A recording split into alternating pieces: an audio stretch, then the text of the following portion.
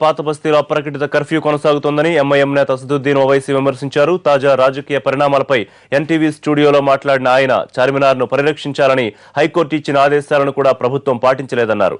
CM తన చర్యలతో మతతత్వవాదుల్ని బలోపేతం చేస్తున్నారని అసదుద్దీన్ ఆరోపించారు. ముస్లింలకు ఇచ్చిన హామీలను సీఎం నెరవేర్చలేదని, అలాంటప్పుడు సర్కారుకు తామెందుకు మద్దతు ఇవ్వాలని ప్రశ్నించారు. నవంబర్ 26 నుంచి రాష్ట్రంలో పర్యటించి పార్టీని బలోపేతం చేస్తామన్నారు. వచ్చే ఎన్నికల్లో తమ పార్టీ ఎమ్మెల్యేల సంఖ్యను పెంచుకుంటామన్నారు. కాంగ్రెస్ తో తెగతెంపులు జరిగిపోయినట్టేనని స్పష్టం చేసిన ఓవైసీ ఏ పార్టీతో కలిసి పనిచేసేది ఇప్పుడే చెప్పలేమన్నారు. मैं कोई कांग्रेस पार्टी का ग्रुप लीडर नहीं हूं कि भाग के जाके बोलूं कि मेरा गरज है, मेरा कंप्लेन है. क्या दिल्ली में बैठे तो नहीं मालूम होता हैदराबाद में क्या हो रहा? क्या इनके पास आईबी नहीं है? क्या इनके लोग नहीं है? अरे मगर आप तो बात किए नहीं, आप तो बात बराबर किए, इत्तला दिए. मगर आपसे मैं एक सवाल कर रहा हूं, आज मॉडर्न डे टेक्नोलॉजी है, क्या एनटीवी नहीं देखते दिल्ली में बैठ के?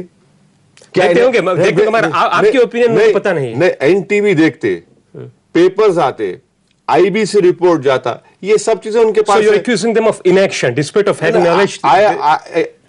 Accusing is a very strong word to say, but I am telling you for sure they were in know of all these developments.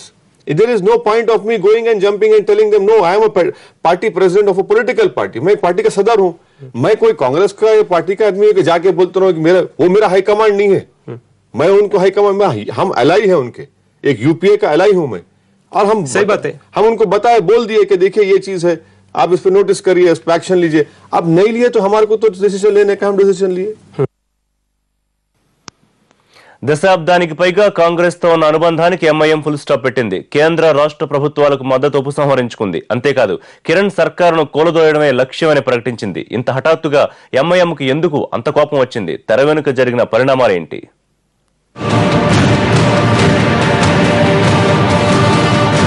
Rajasekhara Reddy మరణానంతరం రాష్ట్రంలో చోటు చేసుకున్న రాజకీయ పరిణామాల ప్రభావం కాంగ్రెస్ ఎంఐఎంలపై కూడా పడింది. 2010 నుంచి పాత బస్తీలో పలు దఫాలుగా ముస్లిం హిందూ వర్గాల మధ్య ఉద్రిక్త పరిస్థితులు నెలకొనడం, కర్ఫ్యూ విధింపు, ముస్లిం యువతపై కేసులు కొనసాగాయి. గత 15 రోజుల నుంచి ఎప్పుడూ లేని విధంగా ఓల్డ్ సిటీలో వాతావరణం నివురుగప్పిన నిప్పులా ఉంది.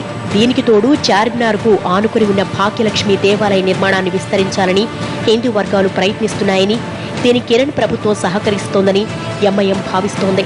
ఒక వర్గాన్ని ప్రోత్సహించడం ద్వారా తమ పార్టీకి బ్రేకులు వేయడమే లక్ష్యంగా కిరణ్ పనిచేస్తున్నారని ఎంఐఎం నేతలు నమ్ముతున్నారు. This government is not only communal but anti-people also. And because of their decisions, MIM party has decided that we will not be an ally of Kiran Kumar Reddy government.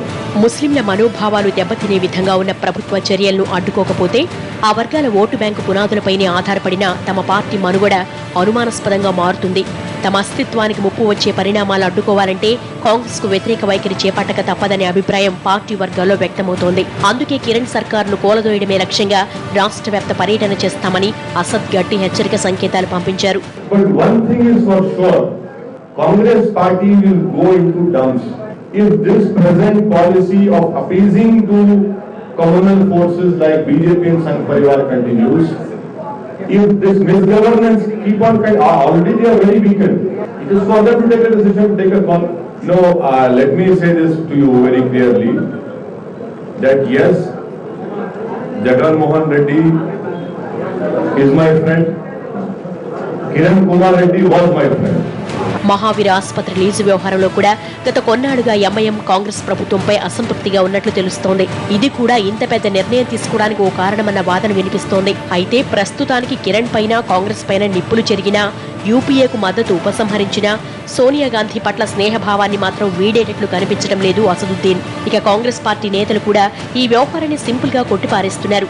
ఇలాంటి కోపాలన్నీ సర్వసాధారణమేనని, అసద్ తమ పార్టీకి మిత్రుడిగానే ఉంటారని కాంగ్రెస్ నేతలు అంటున్నారు. చూడండి, MIM ఇవాళ పరిస్థితుల్లో వారు హైదరాబాద్ సిటీలో ఎవరినన్నా అడుగుదాం, కాంగ్రెస్ ఇచ్చినటువంటి సహాయ సహకారం కానీ వాళ్ళు ఏది చెప్తే అది పొద్దున చెప్తే సాయంత్రం ఇప్పటి వరకు జరిగింది. అయితే ఇవాళ కూడా వాళ్ళంతలో వాళ్ళే విడిపోవాలని ఆలోచన చేస్తున్నారు. కానీ మాకు మాత్రం తప్పనిసరిగా కలిసి ఉండాలనే అభిప్రాయం ఉన్నది. కాంగ్రెస్ పై ఎంఐఎం కోపం ఎంతకాలం ఉంటుంది?